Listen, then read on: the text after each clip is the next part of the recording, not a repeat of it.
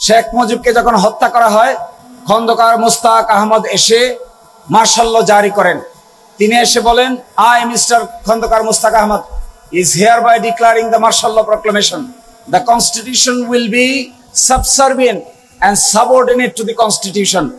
এরপরে 20 আগস্ট 1975 সালে খন্দকার মুস্তাক আহমেদ সামরিক আইন জারি করে 15 আগস্ট থেকে তার বৈধতা দেন। এরপরে 8 নভেম্বর 1975 রাষ্ট্রপতি বিচারপতি আবু সাদাত মোহাম্মদ সায়েম প্রধান সামরিক আইন প্রশাসক নিযুক্ত হন এবং মেজর জেনারেল জিয়াউর রহমান উপপ্রধান সামরিক আইন প্রশাসক নিযুক্ত হন। 29 নভেম্বর 1976 সাল বিচারপতি সায়েম প্রধান সামরিক আইন প্রশাসকের পদ থেকে অব্যাহতি নেন এবং ওই দিন 29 নভেম্বর 1976 সালে মেজর জেনারেল জিয়াউর রহমানকে CMLA চিফ মার্শাল ল অ্যাডমিনিস্ট্রেটরের দায়িত্ব দেওয়া হয়। তারপর এই দিন থেকে শুরু করে 6 মাস পরে 31 মে 1977 গণভোট অনুষ্ঠিত হয়, যেখানে 88% ভোট পেয়ে মেজর জেনারেল জিয়াউর রহমান জনগণের আস্থা অর্জন করেন এবং রেফারেন্ডামের মাধ্যমে তা অ্যাপ্রুভ করা হয়। একই সাথে 30 মে 1977 সালে মার্শাল ল অর্ডার নম্বর 1 1977 জারি করে বাংলাদেশের কনস্টিটিউশনে আমূল পরিবর্তন আনয়ন করেন। কি পরিবর্তন আনয়ন করেন?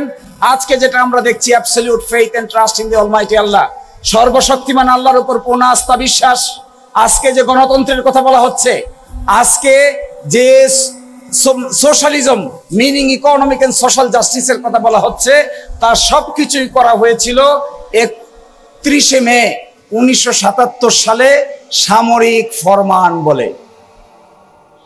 একই সাথে ইন্টারেস্টিং ফ্যাক্ট দেখেন, 18 জানুয়ারি 1979 সালে সামরিক আইনের অধীনে জাতীয় সংসদ নির্বাচন অনুষ্ঠিত হয়। বিএনপি সংসদের সংখ্যাগরিষ্ঠতা লাভ করে।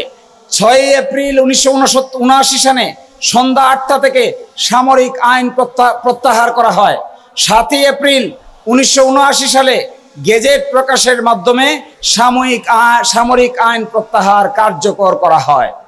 এর এই মাধ্যমে সামরিক আইনের অবসান ঘটে, বাংলাদেশে মাল্টি পার্টি ডেমোক্রেসি এস্টাবলিশ হয়। This is a political historical document before us. Same thing happened during Ershad regime. এরশাদ রিজিমেও একই পদ্ধতি ফলো করে বাংলাদেশের সাংবিধানিকতায় উত্তরণ ঘটানো হয়।